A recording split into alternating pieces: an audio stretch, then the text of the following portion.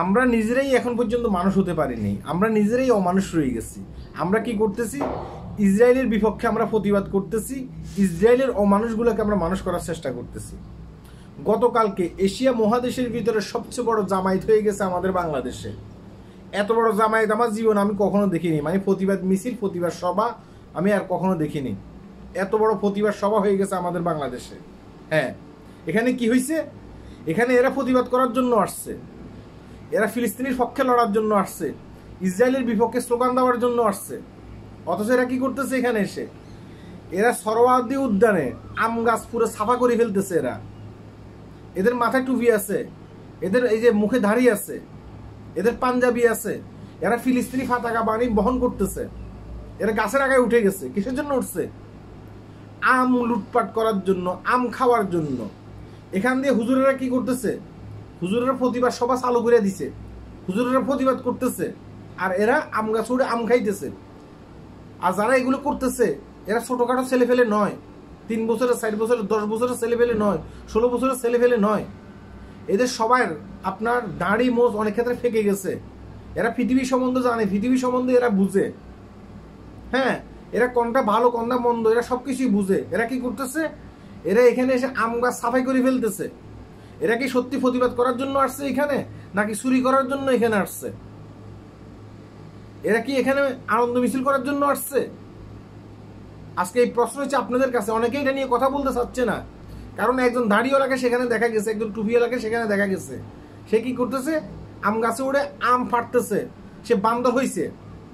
হ্যাঁ, তার আগে আমি একটা জিনিস চিন্তা করেন, বাটা শোরুমে আক্রমণ করে সেখান থেকে দেখা গেছে কি বাটা জুতা টুতা চুরি করে সাফ করে ফেলছে। বাংলাদেশের বিভিন্ন জায়গায় বাটা শোরুমে আক্রমণ করা হয়েছে। আজ পর্যন্ত এতগুলো হুজুর ওয়াজ করতেছে, একটা হুজুরের মুখে কি আপনারা শুনছেন বাটা ইসরায়েলের কোনো পণ্য ছিল না, তোমরা কেন সেখানে লুটপাট করলা? আগামীতে যদি কোনোদিন প্রতিবাদ করো তাহলে বাটা শোরুমে আক্রমণ করবা না? শুনছেন তাদের মুখে? তারা এগুলো বলবে না, কারণ এগুলো বললে ইনকাম বন্ধ হয়ে যাবে বাংলাদেশে তাদের। তারা এগুলো কখনো বলতে চাইবে না। আজকে দেখেন বাটার শোরুমে আক্রমণ করার পরে কতগুলো মানুষ বেকার হয়ে পড়ছে। যখন এই শোরুমগুলো আবার পুনরায় নির্মাণ করা হবে, ঠিক করা হবে, তখন তারা আবার কাজে যেতে পারবে। ততদিন পর্যন্ত তারা বেকার। এগুলো কার লস হচ্ছে? আমার দেশের লস হচ্ছে, আপনার লস হচ্ছে।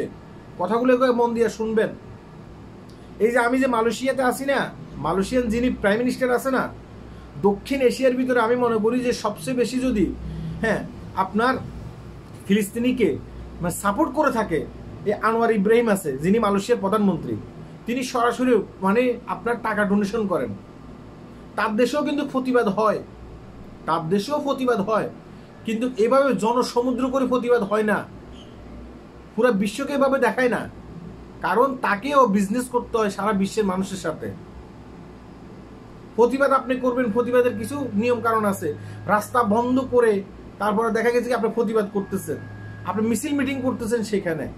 হ্যাঁ, মানে আপনার কালো পতাকা নিয়ে আসছেন, দেখলাম যে সেনাবাহিনী কালো পতাকা নিয়ে নিচ্ছে সবার কাছ থেকে। এগুলো আনার দরকারটা কি আপনার? আপনি প্রতিবাদ করেন, শান্তি শৃঙ্খলা মতো ভাবে প্রতিবাদ করেন। প্রতিবাদ করতে গিয়ে অন্যের কোনো ক্ষতি করবেন না, প্রতিবাদ করতে গিয়ে আম গাছ উঠে আম খেয়ে ফেলবেন না, প্রতিবাদ করতে গিয়ে বাটা শোরুমে আক্রমণ করে সেখান থেকে আপনার মালামাল চুরি করে নিয়ে আসবেন না। এগুলো প্রতিবাদ বলে না, এগুলোদেরকে প্রতিবাদ বলে না।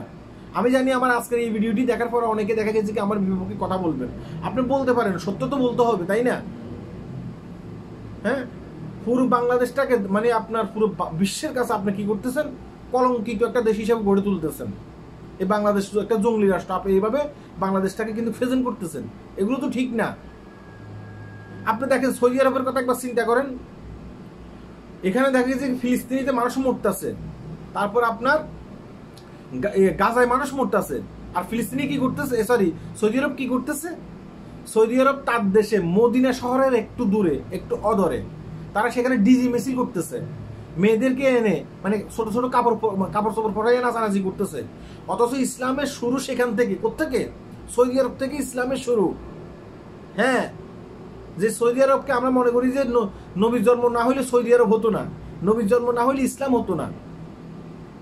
আপনি প্রতিবাদ করছেন কালকে ওই মিছিলে। আমি তো একজন বক্তাকেও দেখলাম না যে সৌদি আরবের বিষয় নিয়ে কথা বলতে, সৌদি আরব কেন এই কাজটা করতেছে।